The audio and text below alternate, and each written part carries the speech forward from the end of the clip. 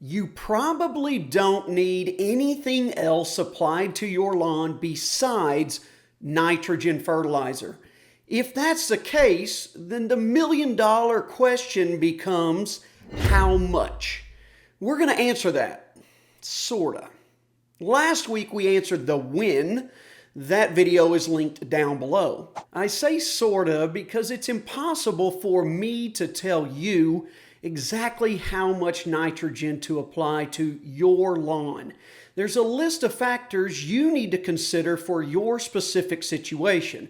We're going to run through them and then we'll get to the numbers. You need to understand the value of nitrogen first. Of the macronutrients NPK listed on a fertilizer bag, nitrogen, phosphorus, and potassium, nitrogen is responsible for turfgrass growth and development.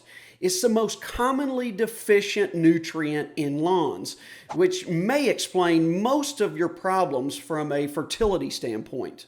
A yellowing or light green color accompanied by slow growth of the grass is a good sign that you might need more nitrogen. You also might need more nitrogen if your lawn is being overtaken by weeds. Optimum levels of nitrogen will help the grass outcompete those weeds. But you definitely don't want to apply too much, or too little for that matter. It could have a negative impact on the overall turf's health and may increase disease development. So our goal is to find that sweet spot.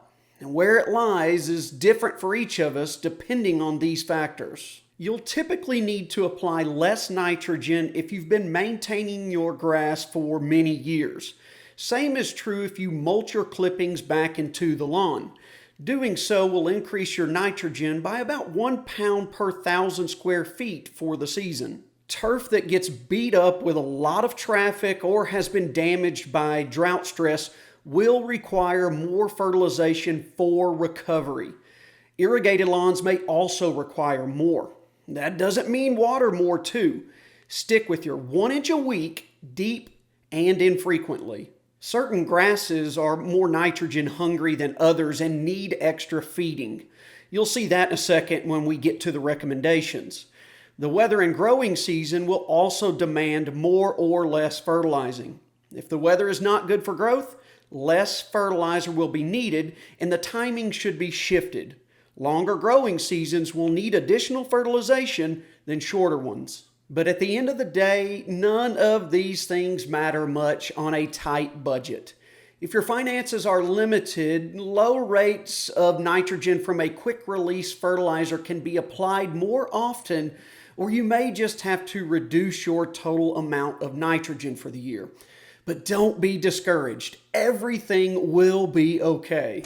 Now for the numbers. I'm in Arkansas, which lies in the transition zone, so these will be nitrogen fertilizer recommendations for lawns in my state, according to the University of Arkansas Extension Office. It will still give you an idea of how much you could potentially be looking at.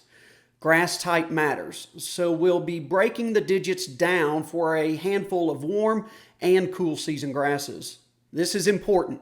These amounts are not applied at one time. They are annual totals. As a general guideline, you should never apply more than 1 pound of nitrogen per 1,000 square feet in one application. Here's a short clip from our spring calendar video to show you how to calculate the amount of fertilizer needed to get your desired rate using the analysis on the bag. You don't have to be a math whiz to determine the amount of fertilizer product required to apply 1 pound of nitrogen per 1,000 square feet. There are calculators all over the web to make your life easier. Like this one from the University of Missouri Extension Office. Simply type in the size of your lawn, tell it the amount of nitrogen you want to apply per 1,000 square feet, enter the NPK ratio found on the fertilizer bag. I'm using Stay Green's 20.500 as an example. Finally, click Calculate Pounds Required, and bing bang boom like magic, I know I need 21.5 pounds of fertilizer to cover my 4,400 square foot lawn to apply 1 pound of nitrogen per 1,000, or 4.9 pounds of fertilizer per 1,000 square feet. Again, fertilizer schedules were discussed in detail in the video linked below. I've left the spring calendar video there for you as well. Let's take a gander at some warm season grasses first. Bermuda grass is the biggest nitrogen hog of them all. Really, of any grass we're going to look at, warm or cool. It'll eat up 3 to 5 pounds of nitrogen per 1,000 square feet over the course of a season. St. Augustine is also pretty happy when you feed it more in.